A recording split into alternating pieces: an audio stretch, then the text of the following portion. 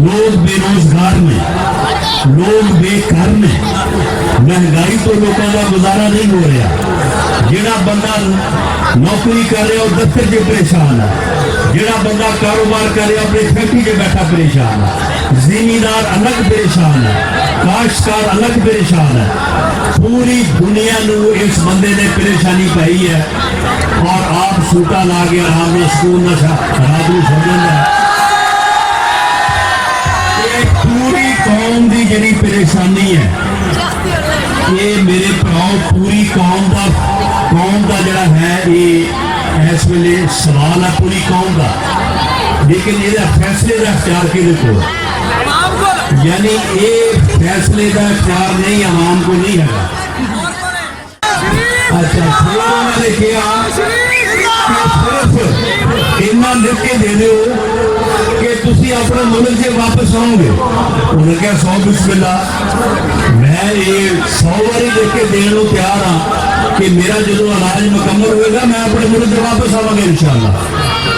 तो सिर्फ खाली शाम लेके दे के गए और ओदा तवीज बना के गल च पा लेना या उन्होंने जो है पानी से घोल के पी उन्हें फाका हो जाएगा।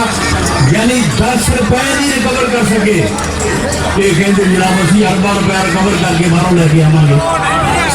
फिर कहना सी कि जी मैं कोई कर्जा नहीं लांगा बाहरों, हुक्मरान खान वास्ते लेंदे नहीं। इनू बंदा पूछे कि मुस्लिम लीग नून ने 10,000 अरब का कर्जा लिया 5 सालों से, तो ਉਹਦੇ ਨਾਲ ਉਹਨੇ 11,000 मेगावाट बिजली बनाई, ਉਹਦੇ ਨਾਲ हजारां मील लंबी जो है वो मोटरवेज बनाई, सड़क बनाई, हॉस्पिटल बनाए। और तू दस के तू 2.5 सालों से 11,000 अरब रुपया कर्जा लिया तो उन्होंने जब पटिया 10 तू बनाया की है? कोई शायद तेन नजर आ रही है इन्हें कोई शायद जी है वो बनाई हो।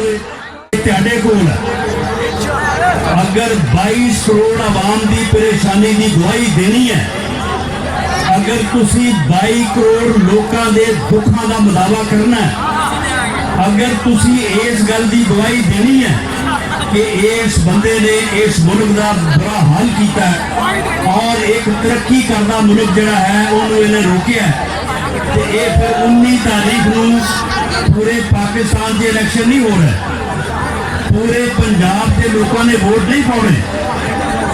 उस दिन वोट सिर्फ डस्का NA-75 फिर वजीराबाद जोड़ा यूनियन कौंसल और PP 51 के लोगों ने पाने।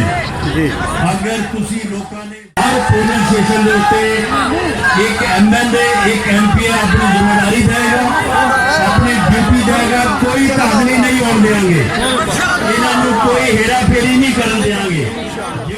22 करोड़ लोगों का दुखों का मुदावा करो तो उस दिन शेर के मोर ला के पाकिस्तान को तरक्की के रास्ते जो अगे बढ़ाओ तो इस सिलेक्टेड नशेई टोला जरा है रिजेक्ट करो।